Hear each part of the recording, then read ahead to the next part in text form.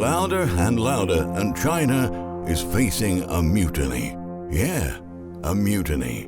Here's what it looks like. But wait, a mutiny against China should not be possible. The whole world witnessed how Hong Kong protests failed to make a difference. But this is different. It's a revolt against mortgage, and it's bringing the Chinese economy to its knees. Now, if you've been paying attention, the mortgage crisis is not to be taken lightly. And for China, it's much more than that. GDP growth has stalled to its lowest pace in 4 decades and stands at just 0.4%, a world away from the government's expectations of 5.5% for 2022. But to get the whole picture of how deep the rot runs, let's address the debt bomb. China's total public debt now exceeds 300% of GDP, 60% higher than the average across other countries. This debt-to-GDP ratio is growing at 11% per year. China's GDP, though, has grown far less than 11% annually during the past decade, so the debt is comfortably outpacing growth. Youth unemployment is at 20%, the highest in recorded history. And then there's the war that has caused unprecedented supply chain headaches. China's middle-class consumers are already preparing for the economic winter as they rush to buy close to expired food at discounted rates. To top it all off, China is fighting an unwinnable fight against the pandemic. More on that later, but first let's address the problem that's hastening China's economic decline: the property bubble. The property sector has essentially been the driver of the Chinese economy for 3 decades. As of 2022, real estate makes up 30% of the world's second largest economy. That's double the size of America's property sector and 3 times that of Europe. Ever since the 2008 recession, the Chinese stock market has remained stagnant, so real estate has been the preferred investment sector for most Chinese people. Right now, about 70% of household wealth is tied up with real estate. But there's a big structural problem there. Most of the money generated in the market comes from pre-sold homes that make up 90% of all property sales. So the buyer pays the mortgage on a development that is yet to be completed. The developer takes the money, puts it into new projects. The existing projects are completed with borrowed money, and it practically becomes a Ponzi scheme where the asset does not exist. But what happens when the bank no longer provides the debt to cover construction? Developers are yet to deliver 40% of all the homes they sold between 2013 and 2020. Consumer confidence in the market is at an all-time low, and home prices have fallen for a record 11 months in a row. Things came to a head last month when thousands of home buyers came together to boycott mortgage installments. The boycotts have spread to at least 320 projects in 99 cities, making it perhaps the largest mortgage protest in China's history. Stop Mortgage is trending on China's social media sites. Developers are desperate and offering gifts to those still buying. The value of the mortgages affected by the boycotts amounts to $300 billion, which is just 5% of all mortgage lending. But the protests are symbolic of the wider trend of falling confidence in real estate. A frenzy has taken over China as property companies are now demolishing entire cities of half-finished buildings. With mortgage holders refusing to pay up, many of the stalled projects may never be built. Thousands of partially completed buildings sit deserted across the country, with reports of as many as 50 million apartments being empty. New house sales have kept falling over the last 12 months, marking the longest decline since China restructured the private property market 3 decades ago. If home sales continue to plummet, 1 in 5 companies in China will go belly up. The inflated property bubble is on the verge of a crash. But did you know that most of this catastrophe is self-inflicted? Mao Zedong and Xi Jinping. Back in the 60s, Mao Zedong, the founder of today's China, was at the height of his popularity. He was revered by his countrymen as a father figure. But it was one of his economic policies that spelled disaster for the country. In 1958, Mao initiated the Great Leap Forward to shift the economy from agriculture to industry. However, what followed was the greatest famine in China's history, wiping out 50 million people. Many who survived were forced to eat grass, and Mao's legacy was never the same. For the most part of his rule, Xi Jinping has powered the Chinese dream, taking the country on the verge of overtaking the United States. However, in the wake of the pandemic, he signaled an economic restructuring through common prosperity, a policy that critics have labeled as the Great Leap Backwards. Under this policy, the state has introduced curbs on business, and the property sector has felt the most impact. Houses are for living in, not for speculation. Xi Jinping has famously said this on many occasions and introduced policies to tame the construction sector. In August 2020, China issued the 3 red lines, limiting how much developers could borrow. Less borrowing meant less money to complete projects, and soon we saw China become a country of ghost towns. China has at least 65 million empty homes, enough to house the population of France. It offers a glimpse into the country's massive housing market problem.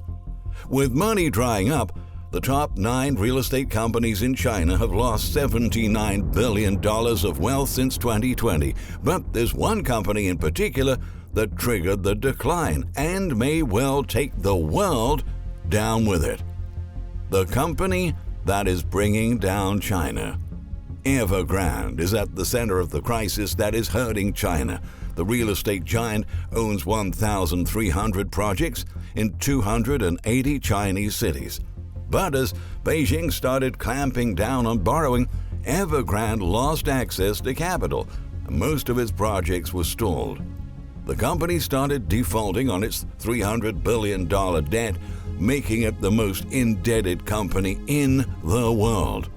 Evergrande has continuously missed debt deadlines. Its billion-dollar headquarters in Hong Kong is in receivership, while investors and homeowners have lined out in the streets to protest.